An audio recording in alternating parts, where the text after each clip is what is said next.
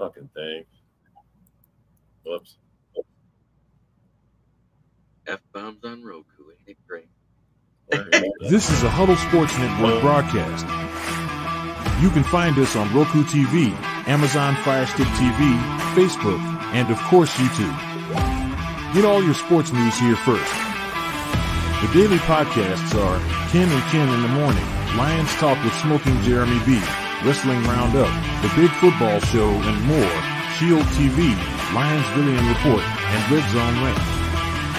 The afternoon podcasts are Valhalla Hour, Brosef Sports, WCFL Dolphins Talk, The Cheap Seats, The Bodkin Show, Spirit of Detroit Podcast, and M-Maniacs.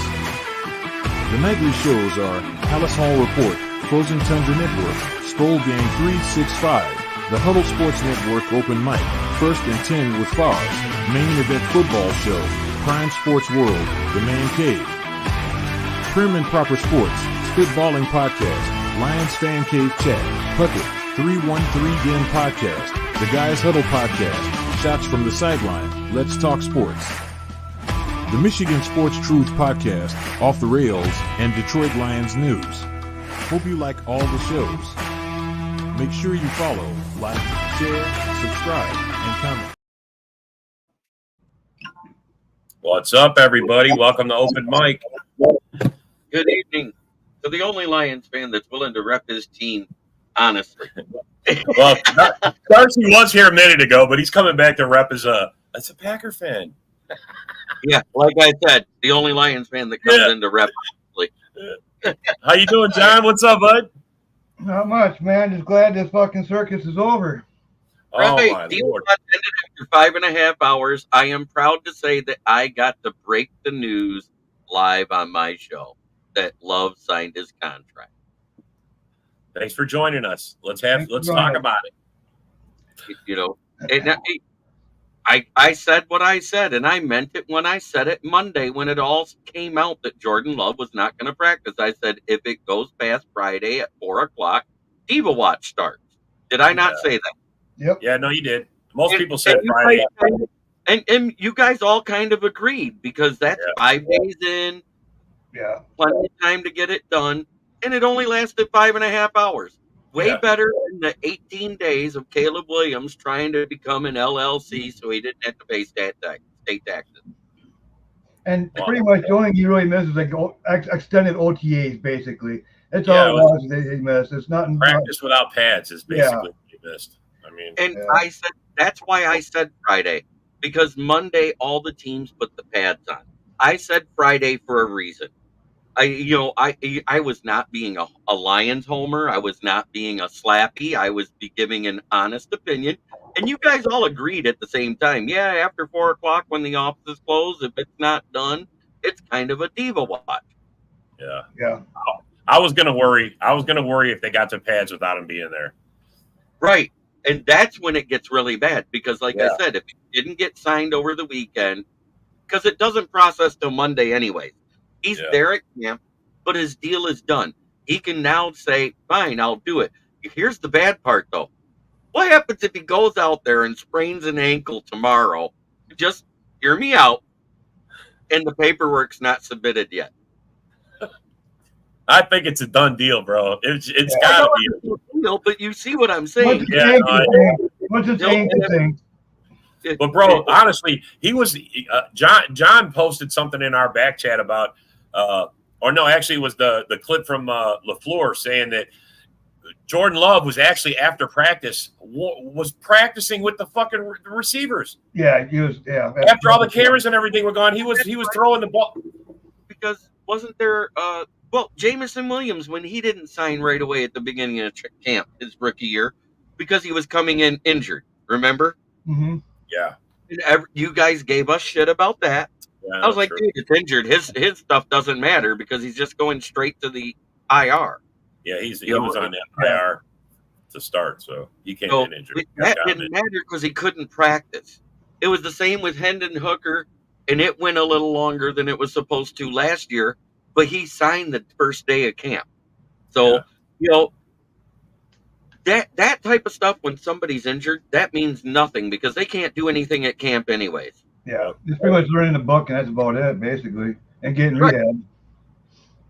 Well, John changed his background, and that helped sign. That was, he put Love on a Throne, and then the deal was done. Yeah. Hater for a minute and started being a Homer Slappy. It's all good.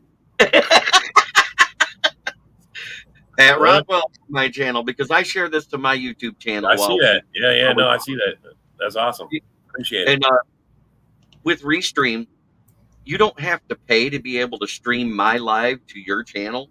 If you guys wanted to stream it to your channel, all you have to do is go on to restream.io and create your own little email, and they have the free side, and then I can send you a shareable link, and you can when we finish today, Jamie, I'm going to go over how your Restream is, because that was why that day I was supposed to get on your show. My computer wasn't set up for it, and I couldn't get my mic I didn't realize I had to swap my mic over. So when we're done, we'll talk about it.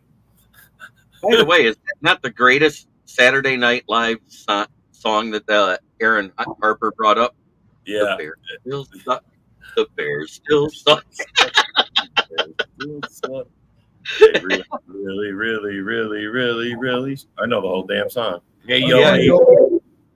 The second greatest one, as much as I hate to say it, is the guy when they were talking about the Green Bay Packer butt plug. That skit is hilarious. What the fuck? He goes, I don't even know about how it plays the Packers fight song. All of a sudden, he ripped one at the table, and they said, "Is that the Packers fight song? Open your mouth."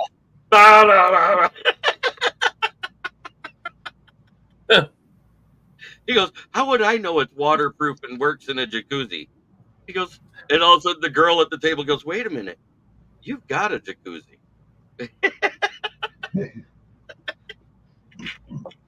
All right, we're getting off Saturday Night Live has trolled every team in the North at one point or another, and it's been every time.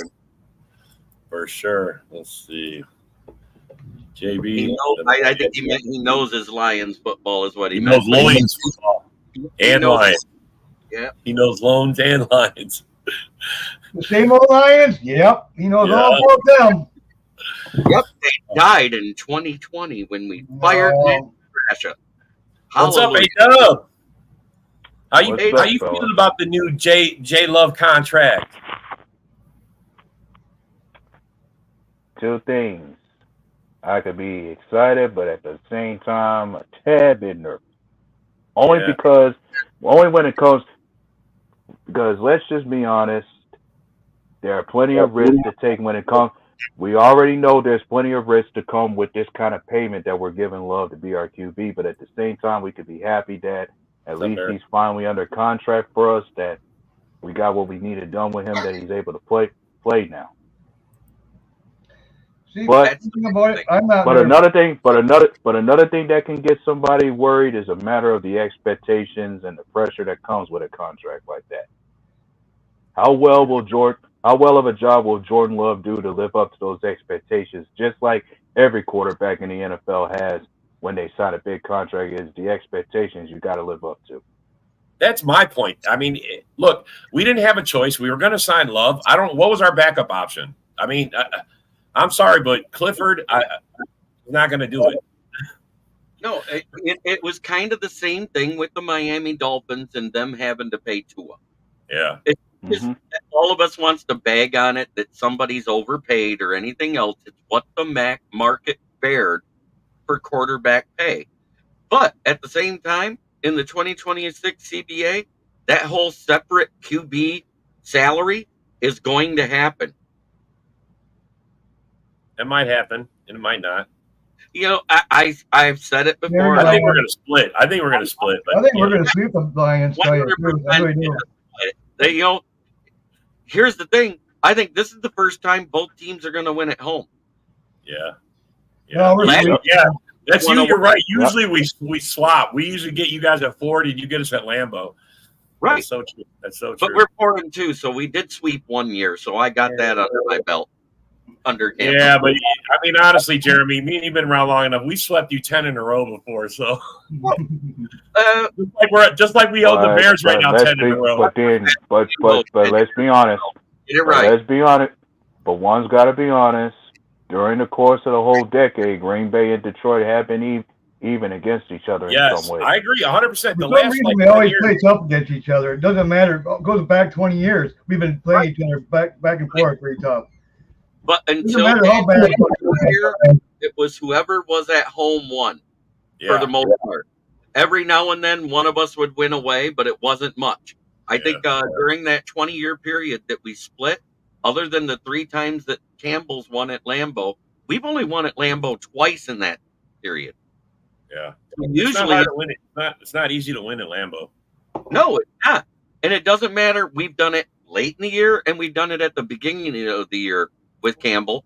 And I think it changes this year because both teams got better. I am not trying to be a homer. I'm not trying to be a slappy. You can say, oh, this, that, and the other, but the Lions did address the weakest room on defense. Mm-hmm. What's up, Butters? I agree. and also,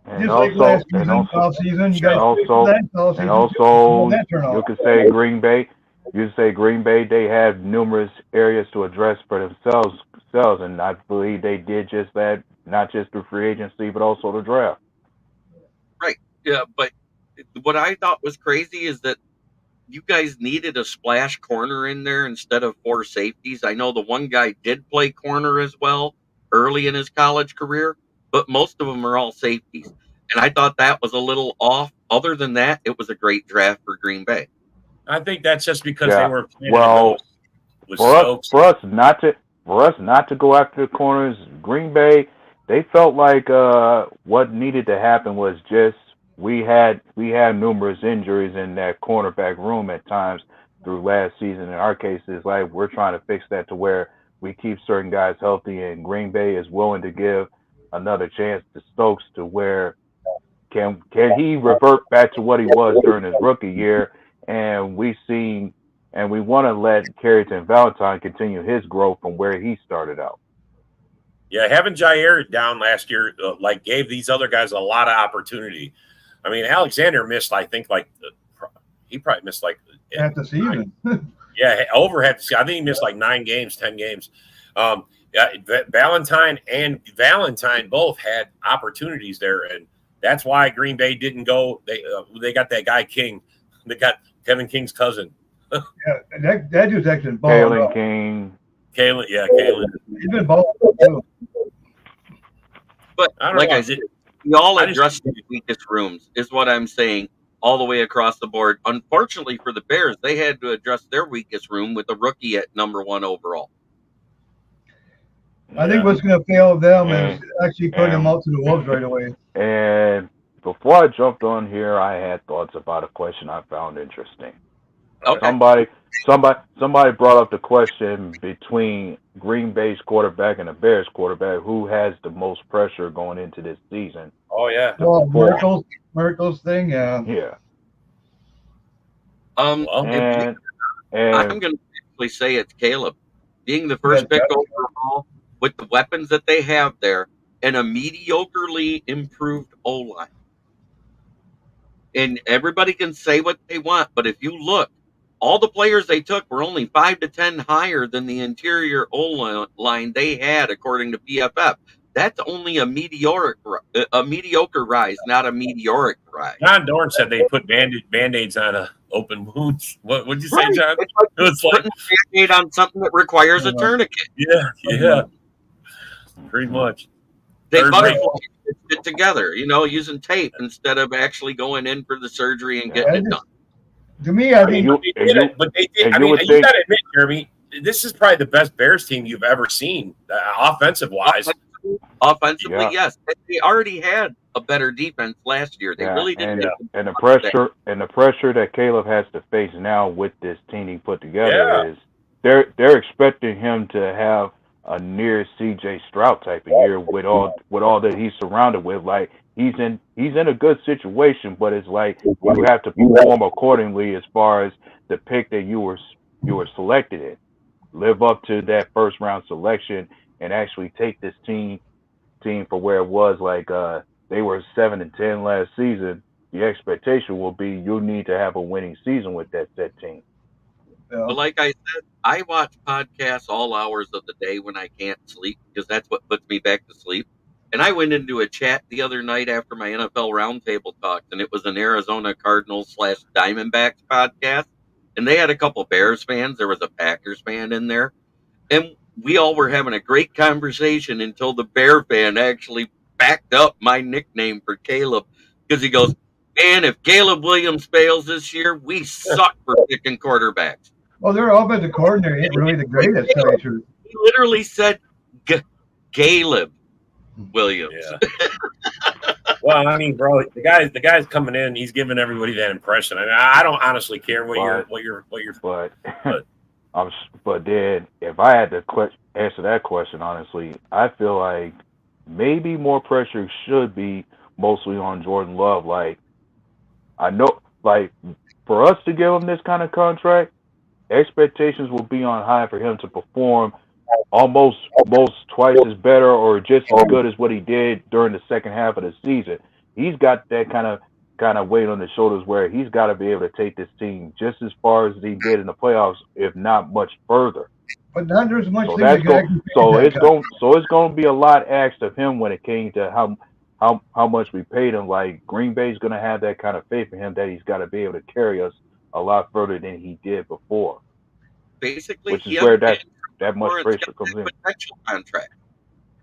You know what I'm saying? It's on the potential of what they could be. You notice how they did the contract? They front loaded that thing with $75 million, and then so actually, what Good said a few months back, where he wants to make a team around Jordan Love. So that's why when he does his contract, he wants to make sure he can still put a team around him. And you look at his contract, actually, what he's doing. For him to put that kind of money behind Love is like, yeah, I want to pay him what he used to do. I want to pay him what I want, pay him like he wants to be paid, but I still want to be able to build around him at the same time. But when you think about it, in 2 years, right? What's that? Not so much. It next year is that big jump. There's a big jump this year, and then because it's more than the 14.5. I think he's like 24 million he counts against the cap this year. I think that's what the number is. Right. I looked earlier. There's still the big number's not out there yet. They haven't showed a breakdown of the contract yet. But I think the first year 24 million. Right. It's 24.5 is what I'm hearing this year. He got a $10 million raise this year. Yeah. Next year is that $75 million cap hit. Yeah. But that's because that's almost everything you had outside of rookie signings for next year, because you really don't have any big names to re-sign next year because you did them all in the last 2 years. Yep. So then your rookies start to come up for their contracts in that next year when his cap hit goes down. And that made sense. And it's a lot like if you look at what they did with Goff, it's just the opposite. They did a little this year, a little next year, and then the balloon payment when they don't have as many to do.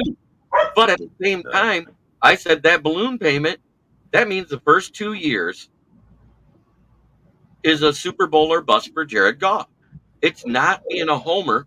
It's how they got the contract played out, because it saves money to get rid of him in the balloon payment year if he doesn't. No, it's 3 Packers, man. This is 3 Packers. This is a Packers show that I'm not afraid to join on, because it's pretty much an open mic. If you want to jump on, open mic, you want to come on, bro? I'll be happy to. I'll be happy to share it. Watch it.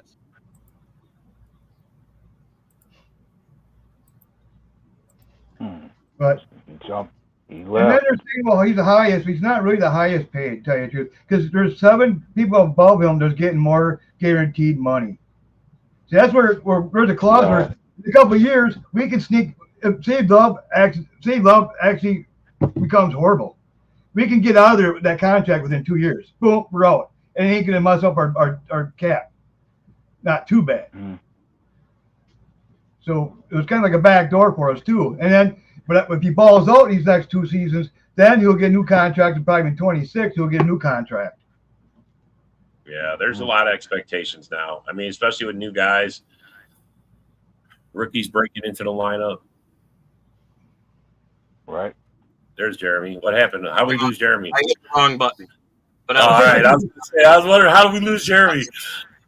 I did it to myself. I admit it. All right, that's cool. As long as I didn't do it to you.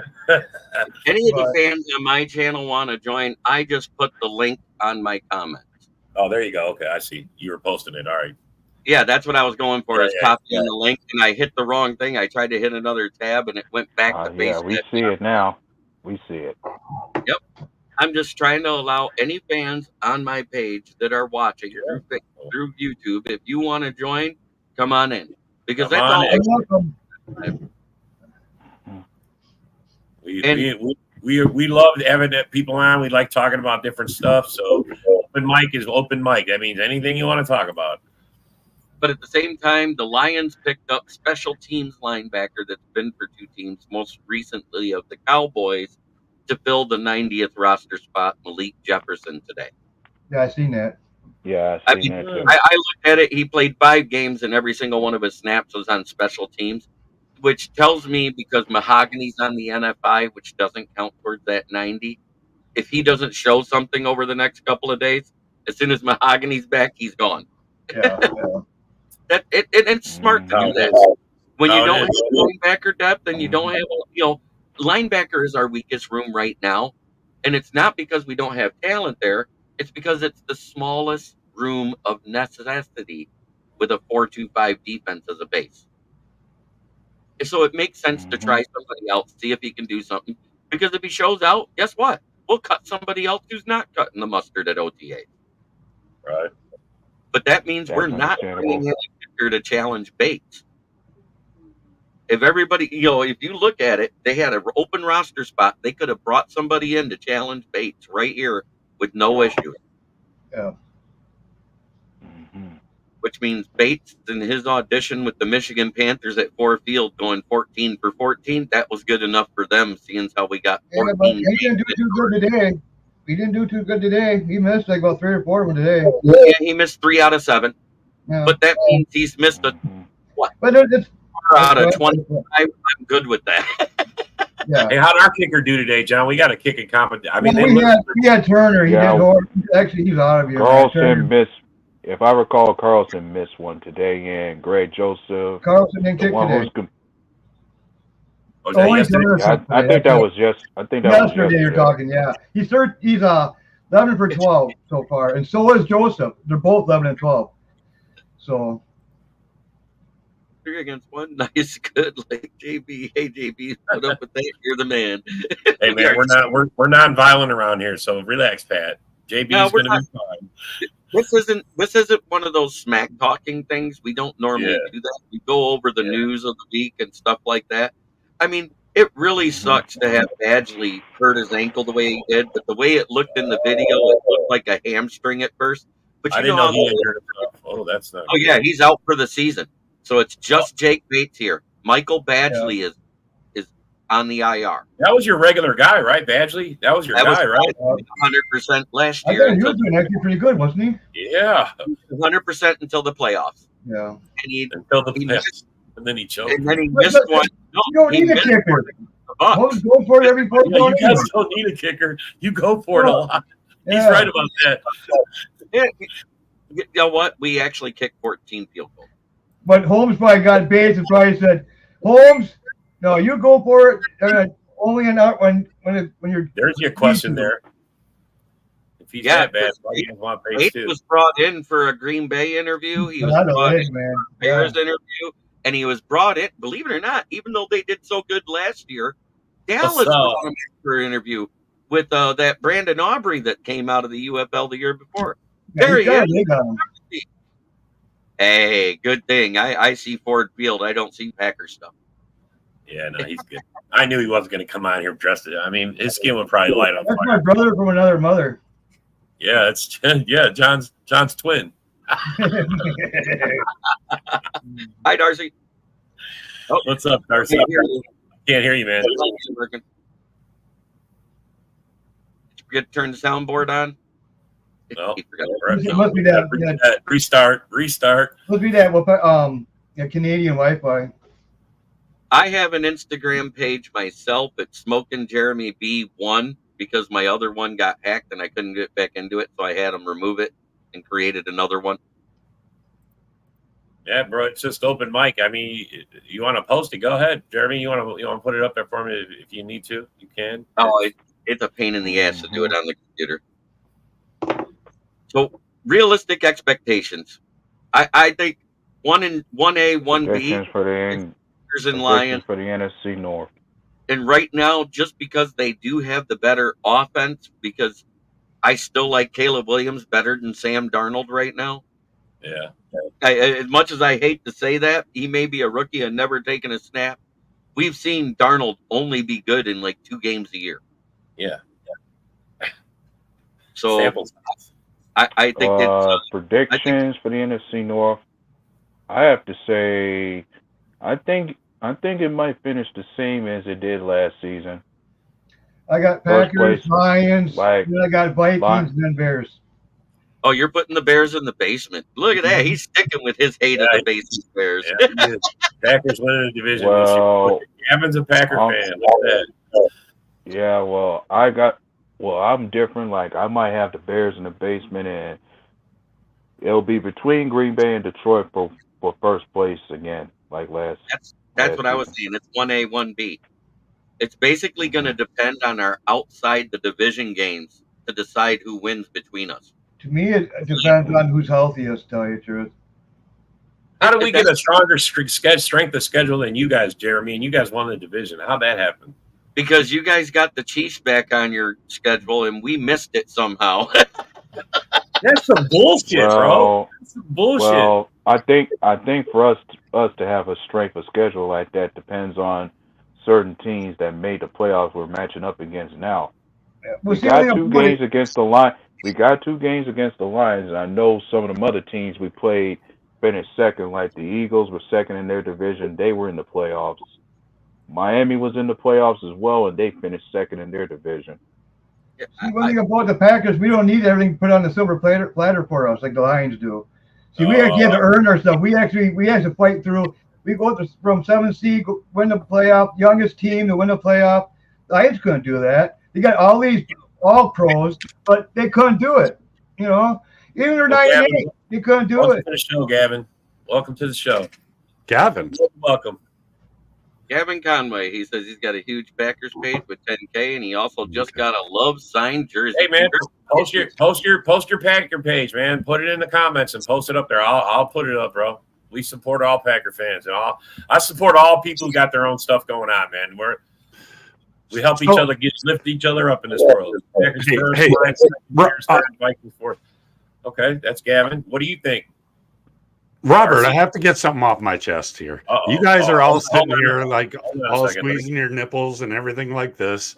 But realistically, do you know our records in the last 10 years? Do you know it really? Realistically. Between us and you guys? Yeah.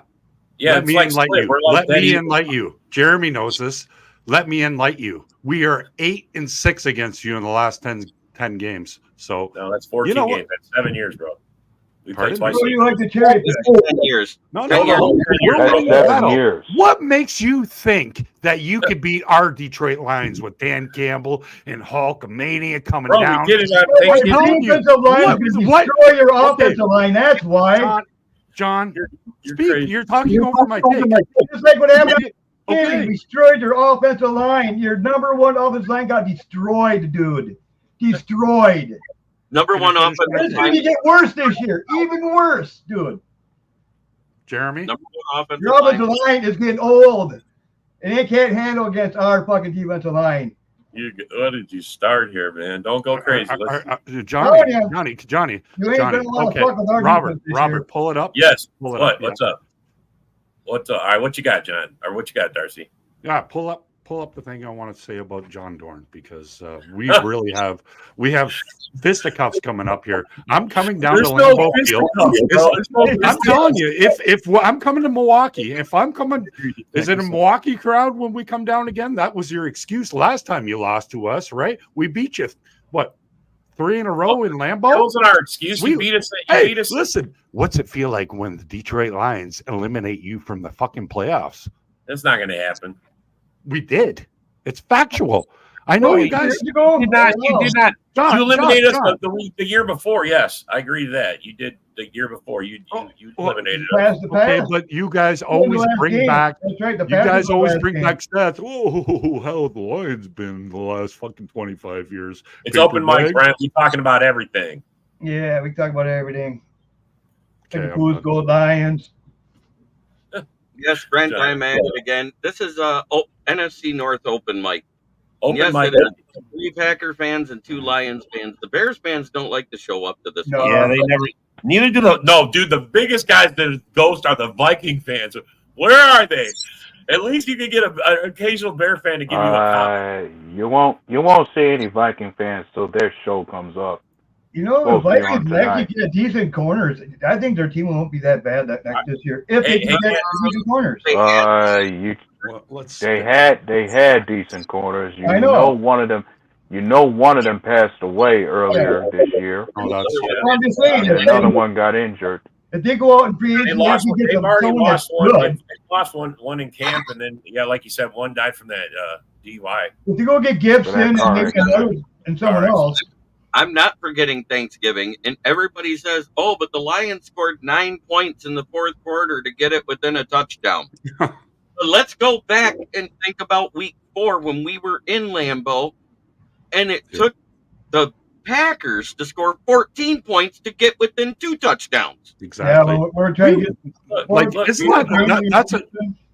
I don't discount what we did. You destroyed us in week 3. You guys literally took our ass to town in week 3. It was over by halftime. I'm not going to say. Robert, that's the way we do it all the time. But it wasn't like that. It was the opposite on Thanksgiving. We took it to you guys to start out.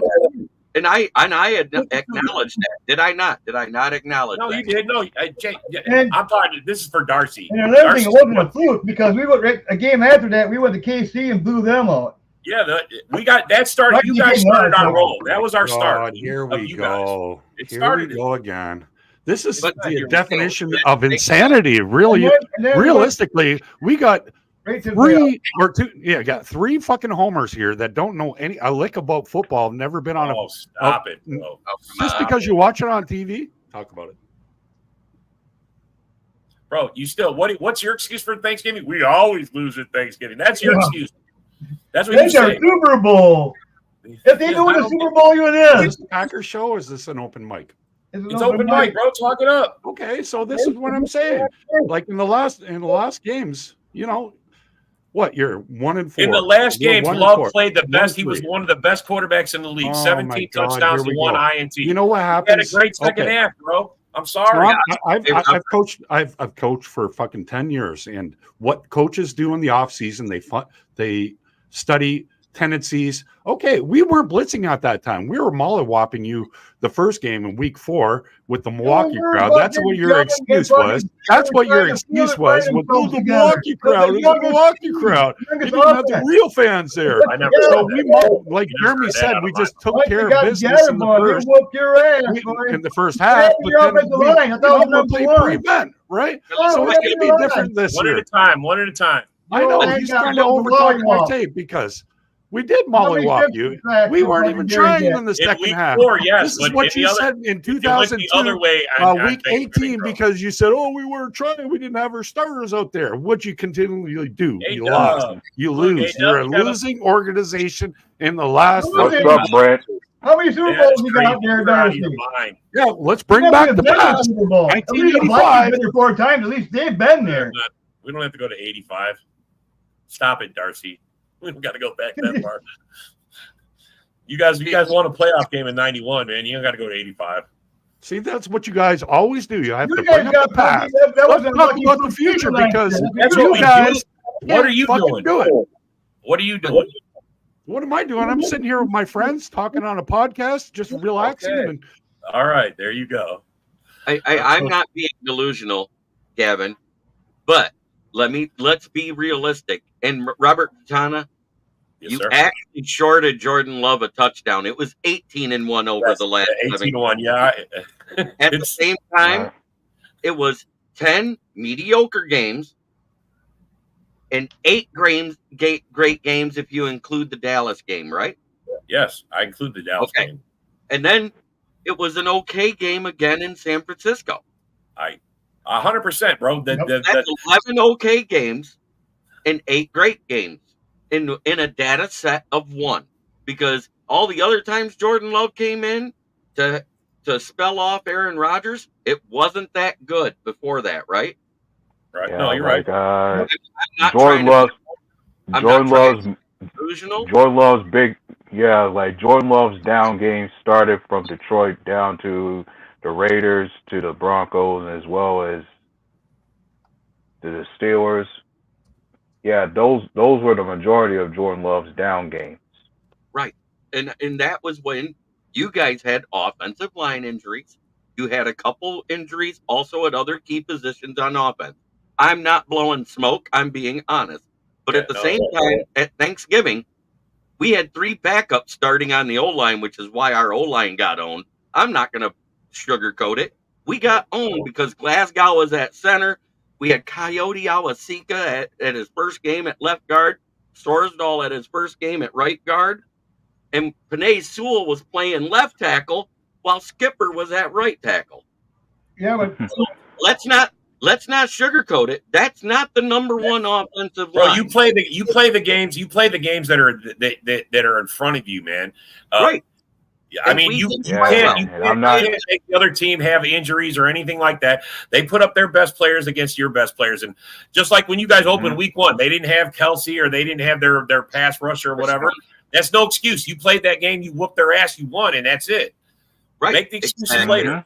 And I'm not making excuses. I'm saying exactly what it is. Decker was out there. This isn't telling exactly what happened. There's a big difference there. The huge thing that everybody realizes is both teams were actually good over the course of the season. Technically, the Lions actually, towards the end of the season, wasn't as good as the beginning of the season. Once Ravens got to you guys kind of went downhill for a while. I mean, Ravens walloped you guys. Then the Bears actually walloped you guys, but you guys actually barely pulled that out. And then we came in there and destroyed you, and then Bears beat you. So you guys had a stretch there for. And what did we do after Bears beat us? We didn't lose another game because that was our fifth. We didn't really play though after that, though. I'll tell you the truth. I mean, even the playoffs, the first playoff against the Rams, the rest kind of saved you on that one. I mean, hey, you know what? I don't know about that. To get them to the. I'm called tug on that fucking thing. I'm just saying. Sorry. I'm just saying. I was gonna say, how often do we get to hear that the refs helped out the Lions? Exactly. Because let's be honest, numerous times throughout their existence, the Lions have always had that story that they have to battle the refs as much as their opponents. And then they played the Tampa, which that was a damn close game. There's video proof of it. But anyways. There is video proof of all of this. Yeah. There's video proof of every single one of those bad calls that's happened in history. Even when they did that freeze frame, when Golden Tate knee was not on the ground and the point of the ball went across the goal line versus Atlanta, and they said he was down and said, oh, there's no timeout, 10-second runoff. Atlanta wins because Matt Ryan the previous year was the NFL MVP, who choked because Kyle Scamahan did exactly to the Falcons what he's done to the 49ers. And 49ers. Yep. Yeah. Stop running the ball in the second half, go too far deep without running the ball, not taking care of time of possession, and lose the game. And he's got the biggest playoff loss in NFL history, 28-3 at halftime. Remember that? Mm-hmm. I remember. And I haven't forgotten who was part of that team. The Patriots out. Yeah, he was the OC calling those plays that game. Who was that? Kyle Scamahan was the OC of the Atlanta Falcons that year. And yes, I say Kyle Scamahan because the defense didn't lose that game for the 49ers. The pick six like Brock Purdy did. Nicknames for these guys. Was the quarterback coach. But let's be honest, he had 2 different QBs who could lose a Super Bowl for him. First, it was Jimmy G. Yeah. Yeah, Jimmy Garoppolo lost it for him the first time against Kansas City. Now you got Brock Purdy doing so. Yeah, Brock Purdy. You guys think he's worth $60 million? No. I mean, bro, he commits a playoff game. I mean, they gave Tua all that money. Tua's never won a playoff game. Come on. Has Lawrence won a playoff game? Flip to yourself there. Huh? Flip to yourself. I don't want to say A-Dub there. There you go. There you go. Have your take. Has anybody has Lawrence won a playoff game? I know Tua hasn't. These guys got big contracts. Jordan Love got a victory, a decisive playoff victory. Hey, wait. Lawrence did win. Yes. Trevor Lawrence won a playoff game against the Chargers. Fraudulent Chargers. But one thing about it, all those guys have a bigger guaranteed contract than Love. All of them do. Yeah. They all got higher guaranteed money. Right. So, and I like that for Green Bay for one reason. At 66% guaranteed, which is what it is, it's the same guarantee that was given to Goff. It was the same guarantee that was given to Tua. If you think about it, those are guys that all have something to prove over the next 2 years. Whoops. Sorry, guys. That's fine. Yeah, I'm getting dizzy here, man. Sorry, man. No, I clicked on the wrong. It's crazy. It reminded me of the 90s. I'm new at this, man. It makes good reels. It makes good reels. If you could get a good reel, you hear me, Rob? You get a good reel like that, you're rich, right? Yeah. I said that works. The 90s right there for a second, the way everything was switching it like a I know. I was giving you guys he's trying to do. You can't do both. But I think something else we could be looking forward to. Let's hear it. Which quarterback is going to actually get that $60 million? Because there's some other guys who are still waiting for their payment at QB right now. The most notable being Jerry doesn't want to give Dak 60. Okay. Pat Rothwell, I'm sorry you didn't watch the show last night, but at 9:30, 5.5 hours into Diva Watch, Jordan Love got a 5-year, $220 million contract, 66% guarantee. Yeah, we signed him, bro. Yeah, so you should be worried about that. Short there, buddy. Jeremy, like I have to ask you a serious question. With 1 year under his belt, these Green Bay Packers and all their all these owners that are spread across the United States, like Robert is. How the hell do you think, with 1 year wonder? I think these coaches are going to be like right on him. They've been studying him in the off season. Aaron Glenn never really, blitzed him the second game, Thanksgiving, right? They were just going on we were going through problems through Thanksgiving. I think we just lost to Chicago. We went on a nice 4-game losing streak. Like I was even saying, let's see Hendon Hooker. But all of a sudden the crowd started going, Jared Goff. You know why? Because we started winning, right? All right. And we got robbed by fucking Dallas. You guys mollywopped Dallas, so that's what gives us all our concern, because now all you Packer slappies are all like, we're in the division, we're better than Detroit, but you're not. You're not. We have way more talent. And then John Dorn will say, "Oh, we got the youngest team in the NFL, right? We got the youngest team ever won a playoff game." Realistically, you had a weak schedule. Right? Everything worked out for. Oh my God! Come on! It's curiosity killed the cat. Curiosity killed the cat. One thing about your team golf. Okay. See, why did it take him 3 years to get you guys to the playoffs? Okay. You want to know why? You want to know why? It's because Goff needs everything around him to be good, so he can be good. See, Love, he don't need that. He can take rookies and elevate them up to a higher fucking level and destroy teams like yours. Destroy teams like yours. You haven't beat us in a long ass time. John Dorn, you haven't beat us in a long time. You're in second place. You're in second place. Enjoy it, because that's all you do. Because then you're going to start sliding down. Because then Bears are going to start coming up. The Vikings are going to start coming up, and they're going to push the Vikings right back to where you've been. And have you guys be back your happy places like you always do.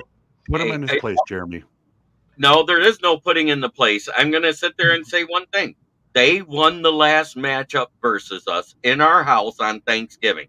Mhm. Did we have our starting personnel there? No, but it's not an excuse. The team is to play better. We had mistakes all across the O-line. We had mistakes in the receiving core. We had mistakes on defense, as we know. Last year, we made the NFC Championship with the 29th ranked passing defense. 29th. The Panthers had a better passing defense than the fucking Lions. So, yes, we went out. We traded for a guy. Yes, he gets injured every now and then. I don't give two shits. He's better than everybody we had on the roster starting last year. Cam Sutton and Kendall Vildor. And then we added Amik Robertson, who doesn't miss a lot of time, who's a dog. He's an over-aggressive slot corner that's able to play the outside. I'm good with that. Plus, we also went and double-dipped at corner in the first 2 rounds of the draft. And people can say they're slow. When you're coming off of an illness and a core injury, you're going to run slow. It happens all the time. Amon Ra had a 5-degree temperature at the combine when he ran his 4.5. Tell me he looks like he runs 4.5 on the field right now, John Dorn. If you say he does, you're Amon Ra St. Brown. He's your best player. He runs like a 4.5 on the field in his pads.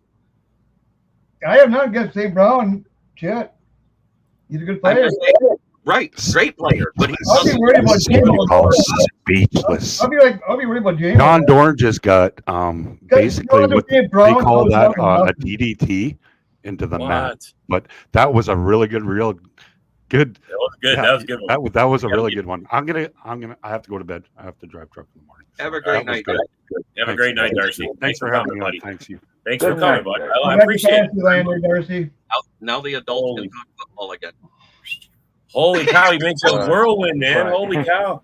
But he took it off the rails because he went to talking trash instead of talking facts. I went to facts because you know what? No one can sit there and dispute facts. It's the truth. Hey, John, you need a timeout. Well, Jeremy,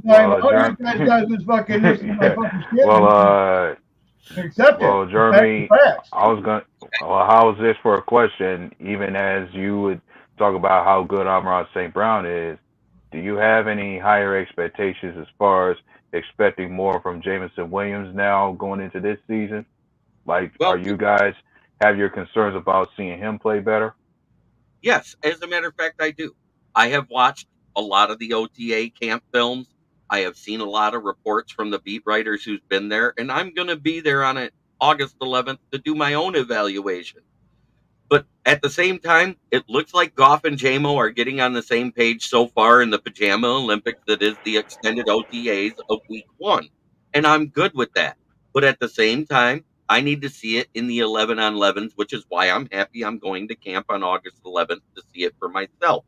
Because if that chemistry is still there, and they're still making those same plays they were making in the Pajama Warrior stuff, guess what? Jameson Williams will have a better year. Is he going to be the best wide receiver on this roster? No. But what's his best year? This will be his best year because he can play all year so far. So that's it. Yeah. So he hasn't had his best year yet, is what you're saying. He hasn't had his best year. He hasn't had it. Last year, he had 42 targets.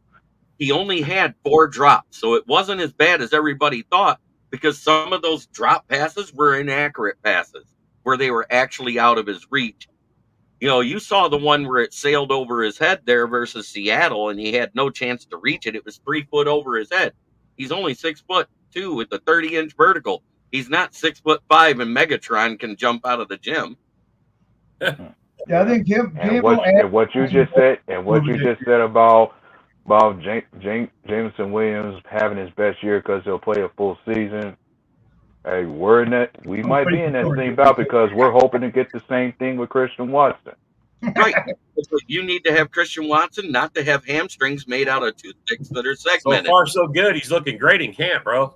And I like it. And day one, he hooked up with J-Love 47-yarder, man. I mean. Yeah, at OTA. I remember that. I saw it. At the same time, You know, we just saw about Caleb Williams, the guy I call LGBTQB1 because of how he acted at the draft. But he went in the 7-on-7s today through back-to-back interceptions, didn't complete a touchdown, and he struggled against a vanilla 7-on-7 defense in the Pajama Olympics. What is he going to do in 11-on-11s when they start scheming the defense against him? That is what I said he struggled with all through college. When he went up against a good defense where they applied pressure and actually had a scheme against him, he struggled to read and react. He tried to play hero ball and it got him into trouble. That's why he lost both times he played Notre Dame. That's why he lost against Washington. That's why he lost against Utah. That's why he lost against Oregon. It's not because I'm not saying Caleb doesn't have a tremendous arm talent. He doesn't have the space between the ears. Exactly. Right. Yep. I agree 100%. And you know what? Something I think I might catch up with Caleb is, what type of competition has he normally been matching up against playing for USC? Because I like to think like that conference that he was a part of doesn't compare to the SEC. Like the SEC to me is the best around the world in college football, to where if he was playing there, I wouldn't have no worries about him. So, do you guys want my realistic expectations for J-Mo for it to be a decent season? Let's hear it. I think that's 700. 45 plus receptions, 750 plus yards, and anything over 5 touchdowns. And that's just in receiving. That's not including his rushing and the gadget plays and all that crap. They got a lot of gadgets. No, it's coming up. Are you going to give him big money? So what was that there? If he does 700 yards and say 8 touchdowns, blah blah blah blah blah, are you going to pay him big money? They're going to exercise his 5th year. Okay. And then work on that deal that season. Sure. That would be the smart way to do it. Yeah. Make What's him the 5th year pay him? What's the 5th year pay him? The 5th year will raise him up to right around 15.5 to 16 million, right around there. Which, so you guys are good with that if he gets 800 yards and 5, like you said? 800 yards or better is what I'm saying. That's my floor for him, is that 750 plus yards at 42 receptions. I can agree with that. He's just like Watson too. He's just like J-Mo. He's got to prove it here. You know. If you don't prove it, then what? Then you guys cut him? No, we're going to go for the 4th year and probably move him into the special teams room to be the fastest guy on special teams you ever see. There you go. Because he can end arounds and be a decoy. He's good for being a decoy, runner, end arounds. I mean, he's useful for a lot of things. I mean, he's still a pretty decent blocker. The end around reverse plays. Yeah, everybody's forgetting with those 2 receivers back there. That hole puts the old fucking ladder back into play for these receivers. No, 100%. The slower guy catches the ball, runs in front when one of those guys free from the blocker. Back to the fast guy, and he's gone. Yeah, he's gone. You're going to see this more, and they did it in the UFL. I actually watched. They were doing it. But it's done precisely, and you just go, and it's like perfect. And it looks great. That's the greatest play ever, man. Even if it only gets you another 15 yards of field position, how huge is that?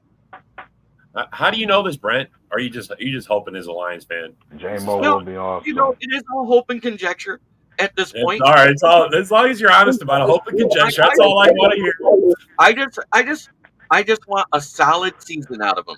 One solid season. That's not asking. That's not. He's a pro. You should get a solid season out of him, bro. Number 1 overall pick. He better be.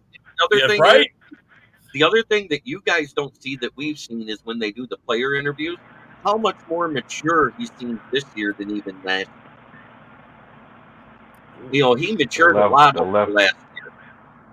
Yeah, well, maturity. And you're talking about maturity. We saw that first. We've seen what maturity looks like when it comes to dealing with Quay Walker. Like, his level of maturity had to improve for us. Yeah, it had to, because in that week 18, when he smacked our medical staff guy, that hurt you guys in that game. You guys were in that. We haven't forgotten that. That has not been forgotten. He hasn't had an issue ever. Certain he's straight, and one can say he did straighten up a bit this year. Oh yeah. to where that's not a problem now. Yeah, no, until I see J-Mo do it for 3 straight seasons, I will never say he could be better than ARSB. Holy cow! I was about to put. Are you serious, bro? I will never say those words. But what I could say what Kool-Aid is is Brent drinking? he could be the fastest receiver if he's good that the league has ever seen since Tyreek Hill is rookie year. Do you disagree with that statement if he's good? I don't. I haven't seen the greatness that you're talking about. I've seen flashes, but to be Tyreek, bro. I mean, that's listen to what I said. I didn't say he'd beat Tyreek.